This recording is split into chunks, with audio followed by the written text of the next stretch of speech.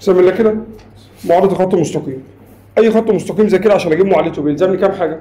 بيلزمني حاجتين. اولا النقطه اللي هي عباره عن س واحد وصاد واحد وعين واحد ومتجه اتجاه اسمه ه، اللي هو بقى مثلا ثلاث احداثيات برضه س وصاد وعين، وليكن مثلا ا وب وج.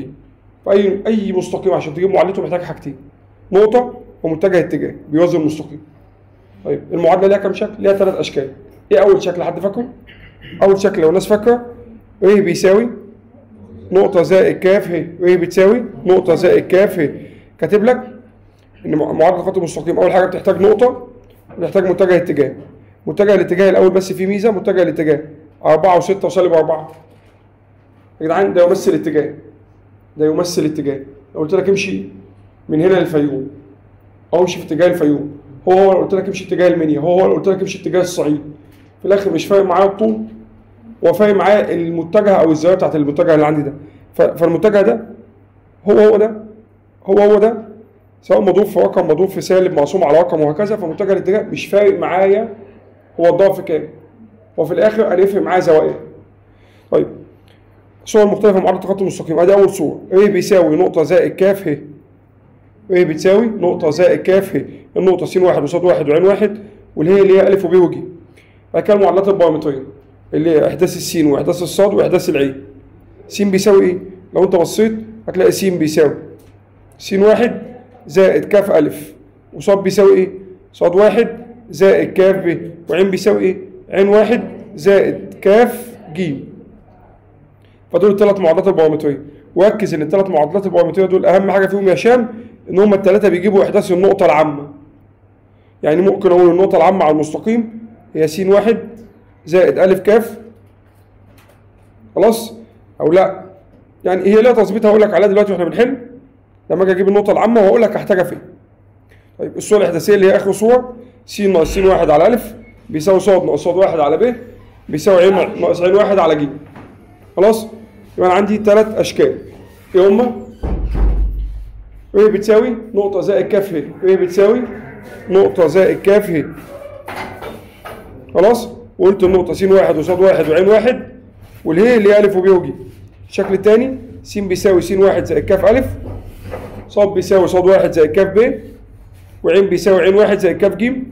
الشكل الاخير س ناقص س واحد على ا بيساوي صاد ناقص صاد واحد على ب بيساوي عين ناقص عين واحد على ايه؟ على ج. شويه ملاحظات هتحتاجها وانت بتحل يا هشام. سريعا كده يا هشام، انا عندي خط مستقيم بالمنظر ده كده بيعدي بنقطه 2 و3 و5 وفي متجه اتجاه هنا اهي وليكن 1 و2 و3 وعايز صور المعادله. صور المعادله بتتجاب ازاي؟ قول بقى يا هشام ا بيساوي نقطه زائد كاف ه، ا بتساوي نقطه زائد كاف ه. ده الشكل الاول. الشكل الثاني س بيساوي صاد بيساوي عين بيساوي. س بيساوي كام؟ 2 زائد 1 كاف، والصاد بيساوي كام؟ 3 زائد 2 كاف، والعين بيساوي كام؟ 5 زائد 3 كاف. دي اسمها ايه؟ المعادلات البارامتريه اللي قلنا بنجيب منها النقطه العامه اللي ليها استخدام، اللي هي 2 زائد كاف و3 زائد 2 كاف و5 زائد 3 كاف. اخر حاجه خالص الصور المتجهه س ناقص س واحد على ا بيساوي عبد الله صاد ناقص صاد واحد على ب بيساوي عين ناقص عين واحد على الجيم. كل ده طبعا بيساوي ايه؟ بيساوي كاف. دي الثلاث اشكال بتاعت معادله الخط المستقيم. شويه الحاجات اللي انت محتاجها وانت بتحل هتلاقيه لما هنا كده في الملاحظات. اول حاجه يا هشام، لو انا عندي دي معادله الخط المستقيم فالنقطه ا اللي هي دي والنقطه هي اللي هي والمتجه الاتجاه هي اللي هو ده. طيب لو انا عندي المعادله بالمنظر ده كده، خلاص؟ اول حاجه النقطه عباره عن ايه؟ النقطه عباره عن 3 و5 وصفر، وهنا مفيش حاجه. فالنقطه عباره عن 3 و5 وصفر. طب متجه الاتجاه عباره عن ايه؟ عباره عن سالب واحد اللي قدام الكاف والاثنين اللي قدام الكاف والواحد اللي قدام الكاف، فده متجه الاتجاه. طيب النقطه بالمنظر ده، بص ريح دماغك واكتب الثلاثه تحت بعض. رايح دماغك واكتب الثلاثه تحت بعض. فالاولانيه ايه؟ س بيساوي ايه؟ 3، بس احنا هنكتبها س بيساوي 3 زائد صفر كاف، والثانيه ايه؟ ص بيساوي، اكتبها صح، سالب 1 زائد 2 كاف، والعين بيساوي 3 زائد كاف. فين هي النقطة؟ النقطة عبارة عن كام وكام وكام؟ النقطة عبارة عن 3 وسالب 1 و3، ومتجه الاتجاه عبارة عن 0 و2 و1. نفس الكلام هنا. المفروض ان النقطة عبارة عن ايه؟ او الصورة دي عبارة عن ايه؟ س ناقص س 1 على ا يا يوسف، وصاد ناقص صاد 1 على ب، وعين ناقص عين 1 على ج. فدي مظبوطة. دي يعني ينفع اخليها صاد ناقص سالب 5 على 3. دي ايه المتغير في دي يا عبده؟ ليه المفروض عين ناقص عين 1 على 2. فايه المشكله بالنسبه لي؟ المشكله بالنسبه لي المعادله مش مترتبه. خد سالب عامل ايه؟ او اضرب في سالب فوق وتحت، فيبقى ايه؟ فيبقى عين ناقص 2 على سالب 3. اضرب في سالب فوق وتحت، عين ناقص 2 على سالب 3. فبقى هنا س ناقص دي س 1، ودي اهي صاد 1 اللي هي سالب 5، وعين 1 اللي هي الاثنين. طيب والالف والب والجيم؟ الالف ب2 والب ب3 والجيم اللي عندك بعد ما ضربنا في سالب 3. هو كمان دي ايه اللي مش متظبط في شكلها؟ يا جدعان دي ملاحظات كل واحده منهم خطوه من السؤال، من سؤال حل. دي ايه اللي مش متظبط فيها؟ ان في هنا 2، اقسم المعادله كلها على الاثنين، فيبقى ايه؟ س ناقص نص على 5 على 2. دي اضرب في سالب، فيبقى ايه؟ فيبقى صاد ناقص 3 على السالب 4. دي اخليها ايه؟ عين سالب السالب 1 على 2. فيبقى عندي ايه؟ س 1 صاد 1 عين 1 الف ب ج. تعال اللي بعديها، يا شام 3 س الكلام ده كله هقسم فوق وتحت على 3. فيبقى هنا ايه؟ س زائد 2 على 3 على 4 على 3، وعين ناقص 5 على 2. هنا دي المعادله اللي لوحدها دي كان المقام بتاعها كام؟ الا عشان بالله عليك عشان مش هنبدا اليوم صدام. دي كان اصلها ايه؟ دي كان اصلها صاد ناقص 7 على صفر بيساوي كاف، وكلهم بيساوي كاف، بس هو ضرب الصفر هنا فبقى صاد ناقص 7 بيساوي صفر، وقدها بعكس الاشاره. دايما لما تلاقي معادله بالمنظر ده عايز تدخلها مع اخواتها قول يبقى بيساوي صاد ناقص 7 على صفر. تمام؟ واقدر اجيب منها كل حاجه. تعالى هنا اقسم فوق وتحت على 2، او مش دي 2، انت عندك حاجه بتقول لك مقام المقام بسط، خليها س على نص، وهنا صاد على تلت، وهنا عين على ربع. س 1 وصاد 1 وعين 1 اللي هي كام؟ اصفار، والف وب وج اللي هو متجه الاتجاه اللي هو نص وتلت ربع. طبعا رايح دماغك، مفيش مساله انت هتجيب فيها متجه الاتجاه بالمنظر ده وهتلاقيه زي ما هو. تمام؟ هتلاقي متجه الاتجاه ده من باب الاختصار يعني ضرب في 12 مثلا. ليه يا يوسف؟ مش هتلاقي متجه اتجاه في مساله بالمنظر ده.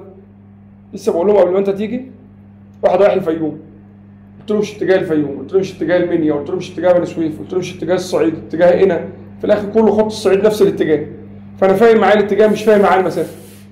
فانا لو لقيت عندي متجه اتجاه بالمنظر ده، وده غالبا هتلاقيه في المسائل، لو انت عندك متجه اتجاه نص ونص ونص مثلا، مش هتلاقيه في الاجابات، هتلاقيه مثلا ايه؟ 1 1 1 ضرب كله في 2. في الاخر هو عنده احداث السين والصاد والعين قد ايه؟ قد بعض، فهو بيحافظ على ده. بيضرب بقى في رقم، بيقسم على رقم ويحافظ عليه. علينا كده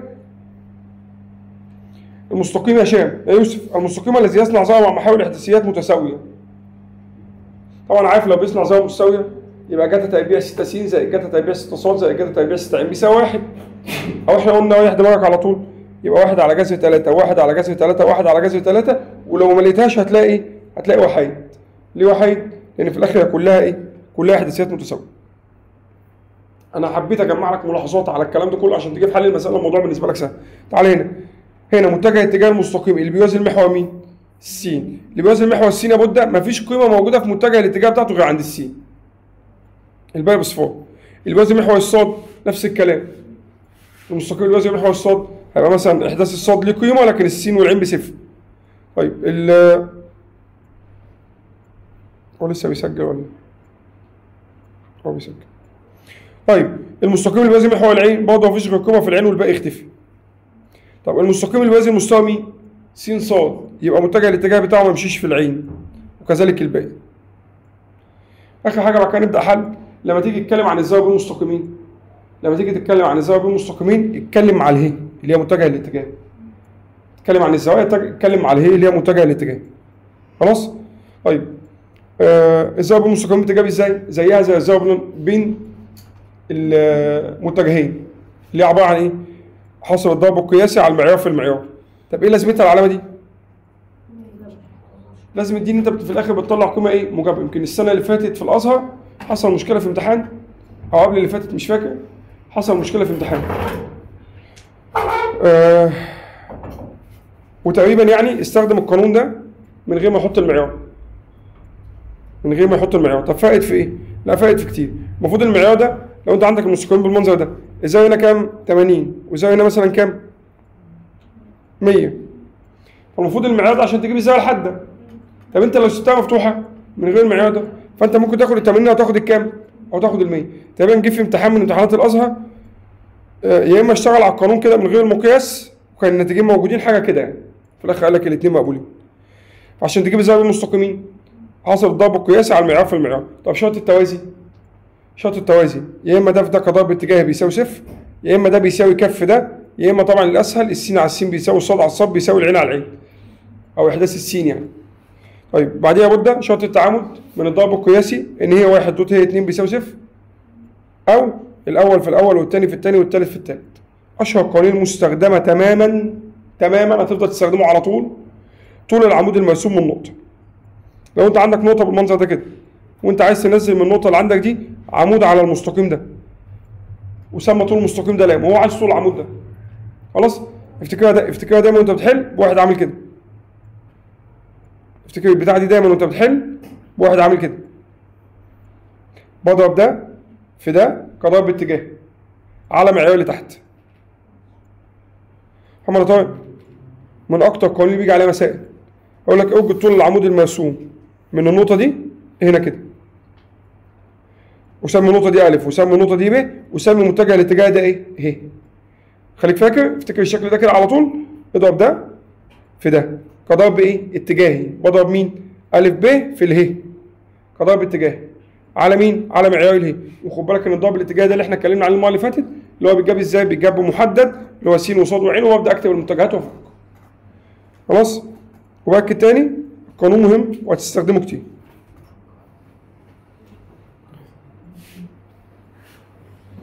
ابدا حل يا هشام. يلا يا باشا ابدا حل. معادله المستقيم الماي بالنقطه 1 وسالب 2 وهو متجه الاتجاه ده. هتجيب معادله المستقيم هتلاقيها موجوده هنا. معايا؟ خلاص بقى مش نقطه نضيع فيها وقت. تعالى بعديها قياس الزاويه بين المستقيمين، المستقيم ده والمستقيم ده. قلت قياس الزاويه ببص على مين؟ ببص على ايه؟ ادي اللي هي الاولى وادي اللي هي الثانيه. القانون بيقول لي ايه؟ حاصل الضرب القياسي لهما على المعيار في المعيار. حاصل الضرب القياسي لهما كان بيتم ازاي؟ السين مع السين والصاد مع الصاد والعين مع العين، وفي الاخر بيدي رقم واشيل له السالب من قدامه على المعيار في المعيار، والمعيار جذب السين تربيع زائد الصاد تربيع. حسبت الكلام ده كله طلعت معايا جتا س على الاله بيساوي كام؟ صفر. صفر يبقى الزاويه ما بينهم على طول بكام؟ 90. طيب على اللي بعديها هنا بيقول لي ايه؟ اذا كان المستقيم س زائد 2 على 6 وصاد ناقص 1 على ميم وعين المستقيمين دول، عايز الزاويه ما بينهم. برضه اظبط شكل المستقيمين. اظبط شكلهم ازاي؟ اولا المستقيم الاولاني اللي هو س ناقص 3 على 2 ده احنا فوق. المستقيم ده س زائد 2 على 6. هات متجه الاتجاه. متجه الاتجاه بتاع الاولاني كام؟ سالب 2 و1 1. هات متجه الاتجاه بتاع الثاني. المفروض 6 ونقول 3. انا بشاور تحت برضه الذكاء ده. هات متجه الاتجاه، اتاكد بس ان اللي فوق متظبط الاول، مفيش معاملات قدام السين والصاد. 6 وميم و3، فمتجه الاتجاه عباره عن 6 وميم و3. متجه الاتجاه تحت عباره عن سالب 2 و1. قلت لك دي اعتبرها عين ناقص 3 على الصفر، يبقى سالب 2 و1 وصفر. هو قال لك ان هم ايه؟ عمودي. يعني ايه عمودي؟ يعني حصل الضرب القياسي لهما بكام؟ بصفر. اضرب ضرب قياسي اللي هو بتضرب السين مع السين والصاد مع الصاد والعين مع العين، هيطلع معاك بصفر يا شباب. معادله عاديه وده بعكس الاشاره جبت المين. اللي بعدها يا يوسف عايز قياس الزاويه بين المستقيمين، نفس الموضوع متجه الاتجاه 2 وسالب 2 وصفر. اللي بعديها سالب 1 و2 وسالب 1، واحد ضرب قضاء باتجاهي قضاء بقياسي واسمه مع المعيار في المعيار، ودوس شيفت القوسين يطلع معايا بكام؟ ايه؟ ده انا مصمم 1 و2 وسالب 2. خلاص؟ معادله المستقيم المائي بالنقطتين دول حلها ازاي؟ بس اولا انت عندك كام نقطه؟ نقطتين، هات منهم متجه الاتجاه، ومتجه الاتجاه عباره عن ايه؟ النقطه الثانيه ناقص النقطه الاولى. خلاص؟ او النقطه ناقص الثانيه، مش فارقه مين ناقص مين.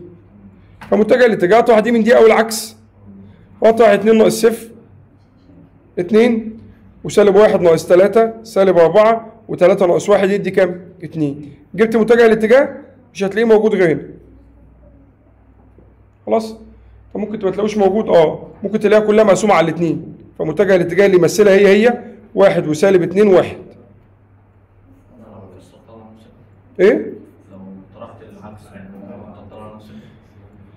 لو طرحت هيطلع نفس الناتج؟ هطلع نفس الناتج بالسالب. ارجع خد اضرب في سالب، عشان قلت متجه الاتجاه بيضرب في رقم في الاخر.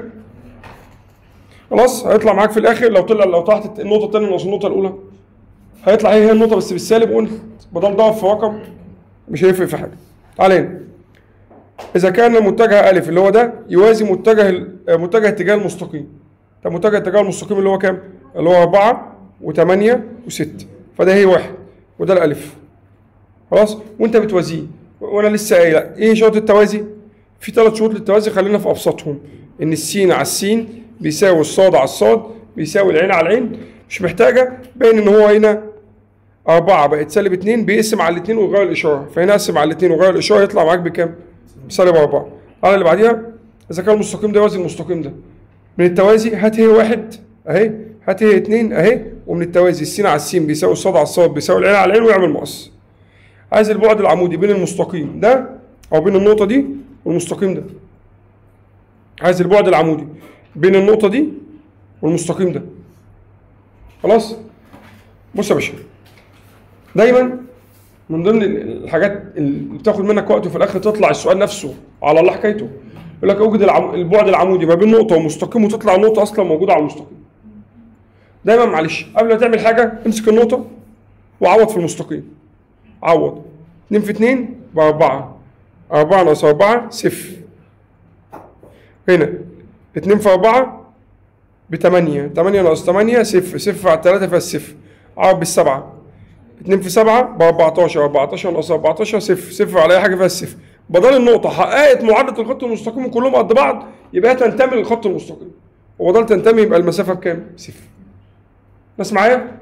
يا باسل لما تيجي تجيب معادله الخط المستقيم او تجيب بعد نقطه عن خط مستقيم ما تقعدش توجع دماغك وتطبق على طول البعد وتشتغل، لا، عوض بالنقطه الاول في المستقيم، يمكن النقطه تنتمي للمستقيم.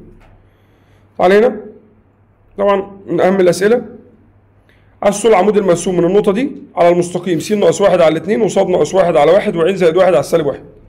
ارسمها بالمنظر اللي قدامك. ادي النقطه اللي انا عايز اجيب منها طول العمود يا شباب على المستقيم ده.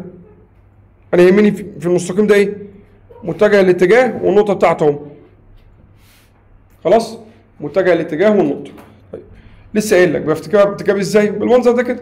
هضرب ده اهو، هضرب ده في ده كضرب اتجاهي على معيار الهي. ده في ده كضرب اتجاهي على معيار الهي. الاول هات مين؟ هات الف ج. ده الف ج ده عباره عن ايه؟ عباره عن ج ناقص الف، فطلع الالف ج اهو. عايز اروح اضربهم كضرب اتجاهي، بعملها كمحدد واروح فك المحدد. موجب سالب موجب لو الناس فاكره، وبضرب صف، بخبي صف مع عمود وابدا افك. طلع لي ناتج السين وطلع لي ناتج الصاد ومفيش ناتج في العين، فده معناه ان حاصل الضرب الاتجاهي عباره عن كام وكام؟ سالب 1 و2 و0. طيب القانون بيقول لك ايه؟ حاصل الضرب الاتجاهي لهما، بس حاطط له من بره ايه؟ معيار. طب والمعيار جذر السين تربيع زائد الصاد تربيع زائد العين تربيع اللي هي بصفر على معيار الهي اللي هي جذر 4 اللي هي دي 2 تربيع ب4 ودي تربيع ب1 ودي تربيع ب1 هيطلع معاك في الاخر بجذر 30 على الكام؟ على 6. ده في مشكله؟ طول العمود المرسوم من نقطه، طول العمود المرسوم من نقطه، هو ايه اللي عملته؟ كان عندي هنا نقطه الف وهنا نقطه ج وهنا متجه الاتجاه اهي. رحت جبت الف ج عباره عن ج ناقص الف، وضربت الالف ج في اله كضرب اتجاهي وجبت له المعيار، وبعد كده قسمت على معيار اله اللي هي اللي تحت. ده جاب لي ايه؟ ده جاب لي طول العمود المرسوم من فوق لتحت. على هنا مش حاجه قياس الزاويه بين المستقيم ده مع الاتجاه الموجب لمحور مين؟ لمحور العين. طيب ايه اللي اعمله؟ عادي، ما هو قياس الزاويه بين المستقيم ده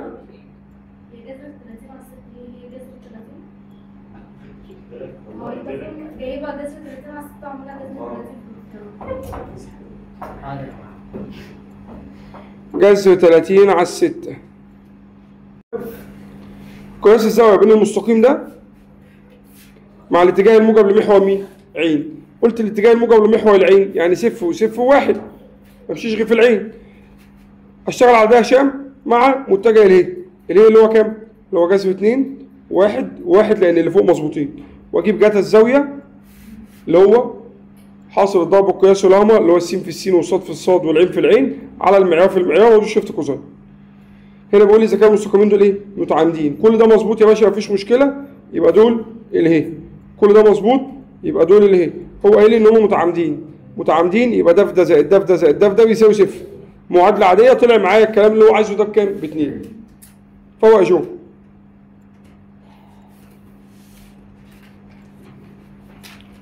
نفس الكلام ماشي يا محمد طارق. قياس الزاويه بين المستقيمين دول اولا هنا اللي فوق مظبطين مفيش مشكله، فهنا الف و2 1 وهنا 2 1 وسالب 2. اذا كان قياس الزاويه بينهما بيساوي كام؟ بيساوي 60. قياس الزاويه بينهما بيساوي 60، فان الف بتساوي،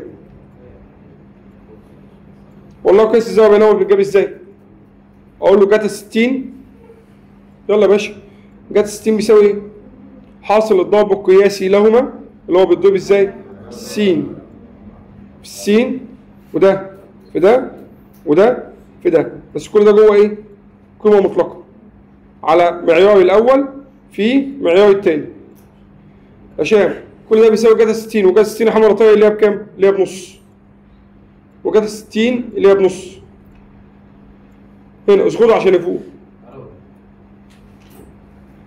كل ده بيساوي كام؟ بيساوي نص. معادله عاديه اضرب ده هنا واضرب ده هنا، هيبقى 2 في الكلام ده بيساوي، لو اختصرت الكلام ده كله ضربته في واحد اهو، اربع الطرفين رجاله، ضربت مقص اربع الطرفين، بعد ما تربع الطرفين هتوصل للعلاقه دي. معادله عاديه اقواس وافك واجمع، هيطلع معايا الالف يا اما بسالب 13 على 5 يا اما الالف بكام؟ بواحد. ويفضل يعني خلاص انت وصلت لحد المعادله دي ممكن اجاوب الاجابات وما اوجعش دماغي بخطوه زياده يعني.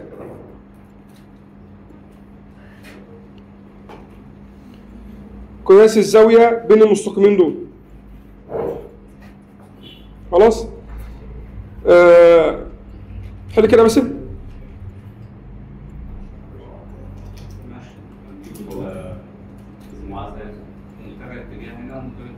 ماشي، دي خليها كام على كام؟ س على النص مقام المقام بسط، ودي خليها س على التلت صاد على التلت، ودي خليها عين على السالب واحد، فجبت متجه الاتجاه الاول، والثانيه خليها س على السدس وصاد على السالب واحد وعين على السالب ربع، فبرضه جبت متجه الاتجاه الثاني اهو. خلاص، ومن باب ان انا بظبط شكله، ما انا ممكن اضرب في 6 فبقى متجه اتجاه عادي اهو. وبرضه عشان اظبط الشكل ده اضرب في كام؟ اضرب في 12 هيطلع لي الشكل ده. بقى عندي اللي هي 1 وعندي اللي هي 2 عشان اجيب السيتا. حاصل الضرب القياسي لهما على المعيار في المعيار وادوس شيفت كوزين هتطلع معايا الزاويه بكام؟ الزاويه 90.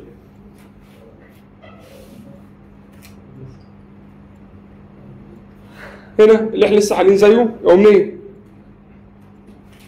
عايز الصور المختلفه معادله المستقيم المايه بالنقطه دي ومتجه الاتجاه ده عينيا، وهي بتساوي نقطه زائد كاف ه، وهي بتساوي نقطه زائد كاف ه، وبعد كده اقول له ايه؟ اقول له س بيساوي س 1 زائد 2 كاف، وصاد بيساوي صاد 1 زائد 1 كاف، وعين بيساوي 5 سالب 1 كاف. الصورة الأخيرة س ناقص س واحد على الاتنين بيساوي ص ناقص ص واحد على واحد بيساوي عين ناقص عين واحد على السالب واحد. كل ده في الآخر بيساوي إيه يا هشام؟ بيساوي كاف. تمام؟ وخليك فاكر تاني يا هشام إن المعادلات البارامترية دي بتستخدم عشان أجيب النقطة الإيه؟ العامة اللي هي 4 زائد 2 كاف. هو يعني نقطة عامة. هي اسمها معادلات بارامترية، يعني السين والصاد والعين معتمدين على متغير أو بارامتر اللي هو كاف. فالكاف دي تاخد مثلا واحد، الواحد ده يسمع في قيمة السين وفي قيمة الصاد وفي قيمة العين. فتجيب إحداث النقطة البارامترية اللي عندك.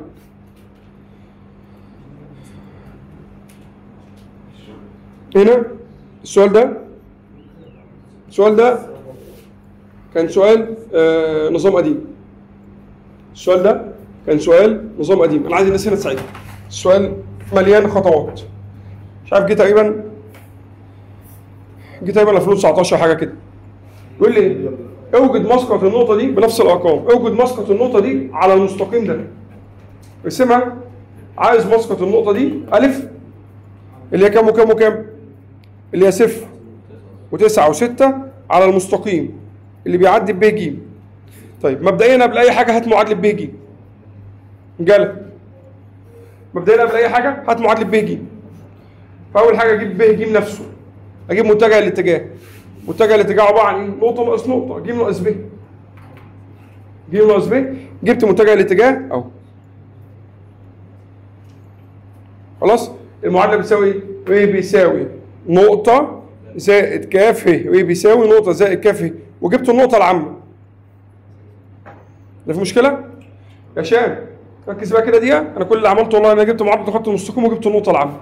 اديني دقيقة تركيز. النقطة العامة دي وليكن هي نقطة د. أي نقطة على المستقيم في الآخر بتساوي النقطة العامة. فقلت وليكن نقطة د. اشمعنى نقطة د؟ اللي هو مسقط أ على دي. مسقط أ على المستقيم اللي هو مين؟ اللي هو د. فنقطة د دي هي النقطة العامة. لأن هي واقعة على المستقيم. ماشي كمل. فقلت له إيه؟ قلت له والله أنا عايز مين؟ أنا عايز أجيب أ د معادلة الخط المستقيم أو مسقط النقطة دي. أ د عبارة عن إيه؟ عبارة عن النقطة الثانية ناقص النقطة الأولى. طب معلش هو أنت ليه عايز تجيب أ د؟ ليه عايز تجيب أ د؟ لأن المعلومة الوحيدة اللي أنا عندي إن المسقط مسقط أي حاجة العمودي عليها. صح، هو مستقيم عمودي أو نقطة. النقطة مسقطها كأنك بتجيب الظل بتاعها، يعني المسقط هيدي نقطة تحت. فهنا الحاجة الوحيدة اللي أنا عارفها إن هو عمودي. فأنا كده جبت مين؟ جبت ب ج. وجبت إيه كمان؟ وجبت نقطة د اللي هي النقطة العامة، وأروح أجيب مين؟ أ د. اشمعنى؟ عشان أ د عمودي على ب ج. فاستخدم الضرب القياسي. فهنا هو ده اللي أنا عملته. ورحت جبت الأ د اللي هي عبارة عن د ناقص أ. عبارة عن د ناقص أ. وبعد ما جبت أ د أهو اللي أنا عارفه إن أ د عمودي على ه. هو ده العمودي عليه، يبقى حاصل الضرب القياسي لهم اللي هو إيه حاصل الضرب القياسي؟ أدي أ د أهو. أدي اللي هي أهي.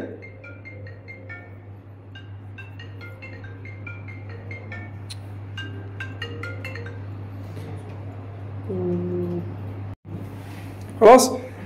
ورحت بعد كده عملت ايه؟ رحت بعد كده ضربت الالف د في اله، ادي اله وادي الالف د، اروح اضربهم كضرب قياسي. الف د دوت ه المفروض ان هو بيساوي كام؟ بيساوي صفر. السين مع السين والصاد مع الصاد والعين مع العين كل ده بيساوي كام؟ صفر. معادله عاديه ما فيهاش مجهول غير الكاف. جبت الكاف هي بسالب نص. طب الكاف بسالب نص اعرف اجيب الدال؟ انا قلت لك في الاخر الكاف بسالب نص. واحفظ النقطه العامه، واحفظ النقطة العامة أهي. النقطة العامة 1 زائد 6 كاف يبقى 1 زائد 6 في سالب نص. 2 ناقص 4 كاف يبقى 2 ناقص 4 في سالب نص. 3 زائد 2 كاف يبقى 3 زائد 2 في سالب نص. يبقى تاني بس خلينا نتكلم مع بعض في النقطة دي تاني. إزاي أجيب مسقط نقطة اسمها أ مثلا على مستقيم اسمه ب ج؟ إيه أول حاجة أعملها؟ أجيب ه. إيه ه؟ متجه الاتجاه للمستقيم ب ج، ده ما فيهوش مشكلة ه. وإيه كمان؟ وأجيب النقطة العامة. النقطة العامة اللي هي بيبقى فيها بدلالة مين؟ بدلالة الكاف. وبعد ما اجيب اله اجيب مين؟ الالف د. يبقى انا جبت الالف د وجبت الب ج. اله بتاعت الب ج، جبت الالف د وجبت الب ج اللي عارفوا ان هم ايه؟ متعامدين. فبما انهم متعامدين يبقى الف د دوت ب ج المفروض ان هو بيساوي كام؟ بيساوي صفر لان ده شرط التعامد. دي فيها كاف ودي نقط عاديه، اضرب السين مع السين والصاد مع الصاد والعين مع العين واساوي ده بصفر، هجيب قيمه مين؟ الكاف. ارجع اعوض في النقطه العامه، جبت قيمه النقطه اللي انا عايزها اللي هي اسمها ايه؟ اللي هي اسمها نقطه المسقط. الناس معايا؟ يبقى الخطوات كام خطوه؟ اول خطوه بعمل ايه؟ بجيب اله بتاعت المستقيم ب ج اللي هو عباره عن النقطه الوسطانيه اشحات. بعد كده بعمل ايه؟ بجيب النقطه العامه المعادلات البيومتريه اللي احنا سميناها د. بعد كده اجيب الف د اللي هو المستقيم اللي انا عايزه او اللي انا عايز اجيب مسقطه، النقطه الف عايز اجيب مسقطها د. هات الف د، اشمعنى؟ عشان لما يبقى عندي الف د مع الب ج هم متعامدين، ولو متعامدين يبقى حاصل الضرب القياسي لهم بكام؟ بصفر. فهو هضرب الف د مع ب ج حاصل ضرب قياسي، مفيش في المجهول معادله غير الكاف، جبت الكاف. بعد ما اجيب الكاف اعوض في النقطه الايه؟ العامه، جبت الد. خلاص؟ على هنا اوجد معادله المستقيم الماضي بالنقطه دي ويقطع من الجزء الموجب لمحور السينات جزء طوله كام؟ 6. طيب بيقطع من الجزء الموجب للسينات 6، فخلاص يبقى النقطه اللي على السينات دي كام وكام؟ 6 وصفر وصفر. فبقى عندي هنا ايه؟ بقى عندي هنا نقطه اولى وعندي نقطه ثانيه. اجيب المتجه الاتجاه هي عباره عن نقطه ناقص الثانيه. خلاص بقى عندي متجه اتجاه وعندي نقطتين، خد منهم النقطه اللي تعجبك وقول له ايه بيساوي نقطه زائد كاف اهي واكمل حل عادي. بص في المسائل اللي زي دي رايح دماغك يعني، ممكن لو انت بتنجز حالك يعني عوض بنقط في الاختيارات على طول. نقطتين عوض بنقط في الاختيارات اللي يحقق هات معاك الايه؟ هات معاك الناتج. طب بقول لك ما تحل لي كام مساله؟ عايز معادله المستقيم الماضي بنقطه تقاطع دول، يعني دول كده ليهم نقطه تقاطع. قبل ما تفهم السؤال هات نقطه تقاطع. خلاص؟ نقطه تقاطع غالبا هي باينه قدامك. ليه؟ النقطه دي واحد وسالب واحد وسالب واحد. لو جيت تشوف اللي فوق دي هتلاقي هنا النقطه اللي هنا واحد، ودي سالب السالب يبقى سالب واحد، ودي لو قسمت على سالب فوق وتحت هيبقى كام؟ سالب. هيبقى سالب واحد. خلاص؟ سالب واحد اهي، سالب عين سالب واحد على 4، اقسم على السالب يبقى عين زائد واحد على 4 اللي هي عين سالب السالب واحد على 4. فكده انت عارف ان النقطة اللي فوق وتحت هي كام وكام وكام؟ نقطة تقاطع المستقيمين دول، نقطة تقاطع المستقيمين دول هي واحد وسالب واحد وسالب واحد، واحد وسالب واحد وسالب واحد. طيب اوجد معادلة المستقيم اهو الماضي بنقطة تقاطع المستقيمين دول جبتها ويوازي ده. طب هو ده اللي بيوازيه يبقى ليه نفس متجه الاتجاه، فهنا متجه الاتجاه هعمل ايه؟ اول حاجة اقسم على الكام؟ على الاثنين. خلاص؟ يبقى س زائد واحد على الاثنين، قسمت فوق وتحت على الاثنين، وهنا ص ناقص 5 على الثلاثة، هنا ده فوق وتحت في سالب يبقى ع ناقص 1 على الثلاثة، يبقى متجه الاتجاه كام وكام وكام؟ 2 و3 و3. يبقى النقطة A بيساوي نقطة زائد كاف واللي هي 2 و3 و3. طيب عايز س واحد وصاد واحد وعين واحد، اقول له بس س واحد بيساوي وصاد واحد بيساوي عين واحد بيساوي، اكمل حل عادي. قول السؤال الثاني يا عبد الله. إذا كان مستقيم القاع من نقطتين 5 و1 وسالب 2 5 و1 وسالب 2 2 و4 و2 و4 وصفر. عمودي على المستقيم الذي معادلته اللي هي بتساوي عمودي على المستقيم، عمودي على المستقيم اللي معادلته ايه بتساوي؟ 1 2 و3 زائد كاف نون وميم و1 صفر وميم 1 صفر وايه؟ ميم 1 صفر وميم 1. بس عايز ميم. طيب هو قال لي ان هو عمودي صح؟ اعمل ايه؟ عندي نقطتين اهم، اروح اجيب منهم متجه الاتجاه، متجه الاتجاه بيتجاب ازاي؟ نقطة ناقص نقطة، 2 ناقص 5 سالب 3 4 ناقص 1 3 صفر سالب السالب 2 يبقى 2. بقى عندي هنا ايه؟ عندي هنا هي متجه الاتجاه. طب وعندي ده متجه الاتجاه بتاع العمودي اللي هو صفر وميم وسالب 1. خلاص؟ فده متجه الاتجاه الاول، متجه الاتجاه الثاني بصفر وميم و1. هو قال لي ان هم متعامدين. متعامدين يعني ايه؟ يعني ده في ده زائد ده في ده زائد ده في ده بيساوي صفر. ده في ده بصفر، ده في ده ب3 ميم، ده في ده ب2، كل ده بيساوي صفر. ودي بعكس الاشاره تطلع معاك الميم بيساوي كام؟ سالب 2 على 3. يلا عايز حد يتكلم معايا كده؟ اوجد معادله المستقيم الماضي بالنقطه كام؟ 2 وسالب 1 و3. دي احنا لسه حلينا.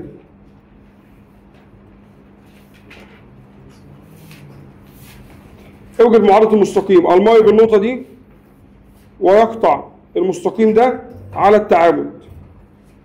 حد عارف هنا المفروض تعمل ايه؟ حد عنده فكرة هنا المفروض اعمل ايه؟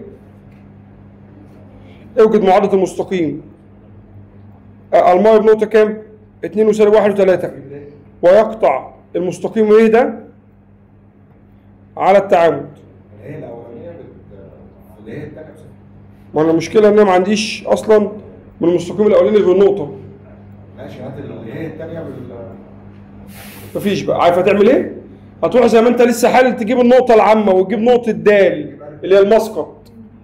زي السؤال اللي قبليه بالظبط، وده برضه سؤال امتحان.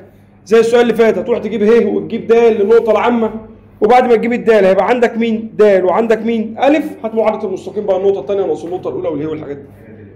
الناس فاهمة؟ يعني دي هو السؤال اللي احنا حليناه من شوية بتاع اهو جنبي.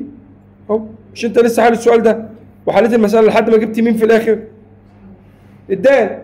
بعد ما تجيب الدال هو نفس اللي انت هتعمله هنا بالظبط. وبعد ما تجيب الدال مع الالف بقى النقطه الثانيه ناقص النقطه الاولى وكمل حل عادي. الناس فاهمه؟ يعني السؤال ده لازم يتحل بايديك في البيت، لازم السؤال ده يتحل بايديك لازم. علينا اذا كان معيار ا بيساوي 4 ومعيار ب بيساوي 6 وكان قياس الزاويه بين المتجهين ا وب بيساوي كام؟ 60 فإن 3 أ زائد ب ناقص ده. ايه اللي اعمله؟ معايا. هو قايل لي ان قياس الزاويه بين المتجهين بيساوي كام؟ بيساوي 60. طب خلاص روح عوض. هات ا دوت ب معيار جت زاويه طلع معايا بكام؟ ب 12. كل ده ليه؟ اولا ليه جهزت ا دوت ب؟ عشان لما افك الاقواس ده يتفك ازاي؟ النقطه اللي انت اتناقشت فيها المره اللي فاتت يا ماجد. 3 ا دوت ا و3 ا او سالب 3 ا دوت ب وب دوت ا وسالب ب دوت ب. دي عباره عن ايه؟ 3 معيار ا تربيع. معيار جت زاويه والزاويه بينهم بصفر لانه نفس المستقيم ا. وهنا نفس الكلام في الب. وهنا سالب 3 في ا ب اللي احنا مجهزينها ب 12 وبها ا ب 12 ده ضرب قياسي. الاتجاه هو اللي بيفرق في الاشاره. طب معيار الالف اصلا بكام؟ معيار الالف ب 4 تربيع يبقى بكام؟ ب 16. مجرد تعويض مباشر. اكتب دلوقتي كل حاجه مع بعض. تعويض مباشر وطلع الايه؟ وطلع الناتج. خلاص؟ على هنا مدي نقطة ا مدي نقطة ا ومدي نقطة ب ومدي نقطة ج وبيقول لي في الشكل المقابل. هو في حاجة ناقصة في السؤال ده؟ في حاجة ناقصة. المفروض ان هو كان مدي في السؤال ده ان الزاوية دي الزاوية اللي تحت دي ادي الزاوية اللي فوق. خلاص؟ المفروض ان هو مدي في المسألة الزاوية اللي تحت دي ادي الزاوية اللي فوق.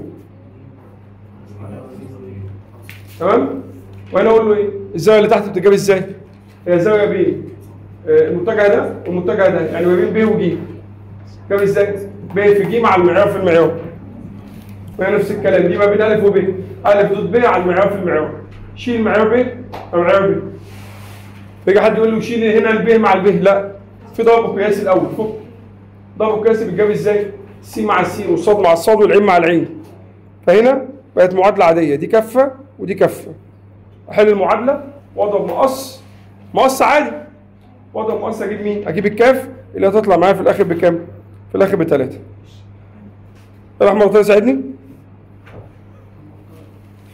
دي في المساله هنا الالف ب1 1 1 والب ب2 وسالب 1 وسالب 1. فان ا في ا ناقص ب. برضه كلام فاضي. انا عندي ا وعندي ب. ا اهي كتبتها ا ناقص ب اطرحهم من بعض. ادي نقطه ثانيه بقى عندي متجهين اهم. اضرب كضرب اتجاهي الاشارات زيها عكسها زيها وارجع افك عادي. على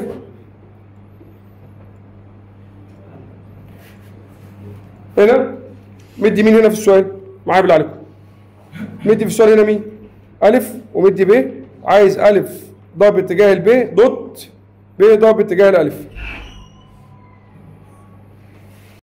يلا يا مديني ا ومديني ب وعايز ا كضرب اتجاه الب دوت ب قضاء باتجاه الالف. الف في ب قضاء باتجاهي عاملها محدد عادي، ويطلع معايا قيمه المحدد في الاخر ب2 و6 وسالب 1. رجاله الصوت. الف قضاء باتجاه الب بيضرب كمعيار، بيضرب كمحدد، وبعد ما اتضرب طلع معايا 2 و6 وسالب 1. تمام؟ طبعا هو عايز يجيب الف في ب وعايز يجيب ب في الف ويضربهم قضاء بايه؟ قضاء باتجاهي. انت عارف ان الف في ب وب في الف ايه علاقتهم ببعض؟ واحده فيهم فاكر لما قلت لك في اتجاه فلمان جياد يمنى وفلمان جياد يسرى، واحده فوق واحده الايه؟ ففي الاخر الف في ب هي ب في الف بس بعكس الايه؟ الاشاره. فلما اجي اضرب ده في ده يعني كاني بضرب حاجه في نفسها. خلاص؟ وخدت السالب بره اهي. كاني بضرب حاجه في نفسها، فلما اضرب حاجه في نفسها كضرب قياسي معيار جت زاويه، والزاويه هو نفس الاتجاه، فجت اسف بواحد. فبقى عباره عن ايه؟ معيار في معيار. خلاص؟ اقول له فالمعيار في المعيار اللي هو ده ايه؟ المعيار تربيع، والمعيار بيتجاب ازاي؟ اولا التربيع يروح مع الجذر، هيبقى الكلام ده كله هو بسالب 1 وكام؟ و40. السالب دي اللي بره يا شيماء. جاي انا بتكلم. مثلث ا ب ج مديني ا ومديني ب ومديني ج اللي هي اصول المثلث اللي عندي. مثلث ا ب ج ومديني اصول ا وب وج. ا ب4 وصفر وصفر، والب والجيم، وبقول اذا كان مساحه المثلث بيساوي كام؟ بيساوي 6. تمام؟ فان كاف بيساوي. طيب كفكره حل يعني، كفكره حل والله هو مديك نقط مش متجهات. ركز، هو مديك نقط مش متجهات، وضل عندك النقط. هات المتجه، هات يعني هات استخدم كل نقطتين، هات منهم متجه. فهات المتجه ا ب والمتجه ا ج، هو المثلث اسمه ا ب ج. هات المتجه ا ب والف ج، وخد بالك ان الاثنين خارجين من نفس النقطه اللي هي مين؟ اللي هي ا. يعني عشان اجيب مساحه المثلث كان بيبقى ضرب المتجه ده في المتجه ده، فلازم يكون الاثنين خارجين من نفس الايه؟ النقطه. فانا هجيب ا ب واروح اضربه في مين؟ في ا ج، بس كضرب ايه؟ كضرب اتجاهي. والضرب الاتجاهي بيتفك بمحدد، بس لما اضربه كضرب اتجاهي خلاص بتاخد له الايه؟ المعيار. قول له والله ضربته كضرب اتجاهي طلع معايا الكلام ده، جبت له المعيار. المعيار بكام؟ ب 12. معلش هو ليه المعيار ب 12؟ ما انت قايل لي فوق ان المساحه ب 6. ما احنا قايلين ان حاصل الضرب الاتجاهي لمتجهين يدي مساحه متوازي اضلاع او 2 من مساحه مثلث. فكان مساحه المثلث ب 6، فيبقى الضرب القياسي الضرب الاتجاهي كله على بعضه بكام؟ ب 12. معادله عاديه ودي بعكس الاشاره، هتتكافئ تطلع معاك بكام؟ تطلع معاك بموجب او سالب 2. خلاص؟ الكاف ينفع تبقى موجب وينفع تبقى سالب، لان دي نقط احداثيات في الاخر مش مساحه. خلاص؟ المساحه نفسها خلاص موجبه، لكن انا بتكلم على الكاف اللي هي كرقم موجود احداثي نقطه، ينفع يبقى موجب وينفع يبقى ايه؟ وينفع يبقى سالب. تعالى هنا، اذا كان متجه ا النقطه اللي تحتيها، اذا كان متجه ا معياره ب 6 وكان جيوب تمام الاتجاه، جيوب تمام الاتجاه دي اللي هي ايه؟ اللي هي متجه الوحده، بيساوي الكلام ده كله. وكان متجه ب بيساوي الكلام ده، عايز ا في ب اللي احنا قلنا المره اللي فاتت. لو انت عندك الالف كمعيار اضربها في متجه الوحده وجهها، هتجيب الالف كمتجه. لو طلع ب4 وسالب 4 و2، عايز ا في ب كضرب اتجاهي، اروح اضربهم واطلع عليه واطلع الناتج. معادله المستوى. يلا اتش. بص يا بود عبده، معادله المستوى لو انا عندي مستوى بالمنظر ده،